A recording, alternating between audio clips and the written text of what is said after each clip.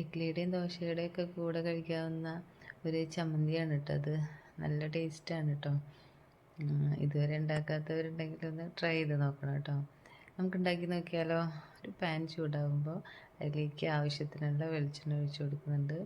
പിന്നെ നമ്മുടെ ഉഴുന്ന് പരിപ്പുണ്ടല്ലോ അതിട്ട് കൊടുക്കുക. അതൊന്ന് പൊട്ടി വരുമ്പോൾ വലിയുള്ളി ഉണ്ടല്ലോ അത് കഷ്ണങ്ങളാക്കി ഇതിട്ട് കൊടുക്കുന്നുണ്ട്. പിന്നെ കുറച്ച് മല്ലിയിലയും കറിവേപ്പിലയും ആവശ്യത്തിന് എരിവിന് പച്ചമുളക് ഇട്ട് കൊടുത്തിട്ട് അതൊന്ന് വഴറ്റി കൊടുക്കുക. നന്നായിട്ട് വഴണ്ടി വരുമൊന്നും വേണ്ട കേട്ടോ.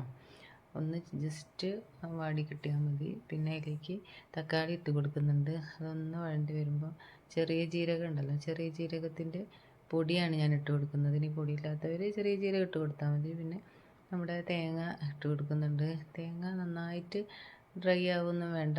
നമ്മൾ വറുത്തരച്ച കറിക്ക് ഉണ്ടാകും ആ ഭാഗമൊന്നും വേണ്ട കേട്ടോ. ആ തേങ്ങേൻ്റെ വെള്ളമൊക്കെ ഒന്ന് വറ്റി ഒന്ന് ഡ്രൈ ആയാൽ മതി കേട്ടോ. ഇനിയിപ്പോൾ അതിലേക്ക് ആവശ്യത്തിനുള്ള ഉപ്പും കൂടി ഇട്ട് കൊടുത്തിട്ടുണ്ടെങ്കിൽ നമുക്കിത് മിക്സിയുടെ ജാറിലിട്ടിട്ട് നന്നായിട്ടൊന്ന് അരച്ചെടുക്കാം കേട്ടോ. അപ്പം നമ്മുടെ ചട്നി ഇവിടെ റെഡി ആയിട്ടുണ്ട് കേട്ടോ. വിഷുവിന് നല്ല ഇഷ്ടമായിട്ടുണ്ട്. അധികം എരിവൊന്നുമില്ല. ഇവന് കൊടുക്കേണ്ടതായതുകൊണ്ട് ഞാൻ കുറച്ച് പച്ചമുളക് ചേർത്തിട്ടുള്ളൂ. നല്ല എരിവ് ചേർത്തിട്ടുണ്ടെങ്കിൽ ഒന്നുകൂടെ ടേസ്റ്റ് ആവും കേട്ടോ. ഇവന് പുളിയുള്ള സാധനമൊക്കെ ഇഷ്ടമാണ്. ആ തക്കാളിയുടെ പുളിയൊക്കെ വന്നപ്പം നല്ല ടേസ്റ്റാണ് കേട്ടോ. എന്തായാലും ട്രൈ ചെയ്യാത്തവരുണ്ടെങ്കിൽ ഒന്ന് ട്രൈ ചെയ്ത് നോക്കണം കേട്ടോ.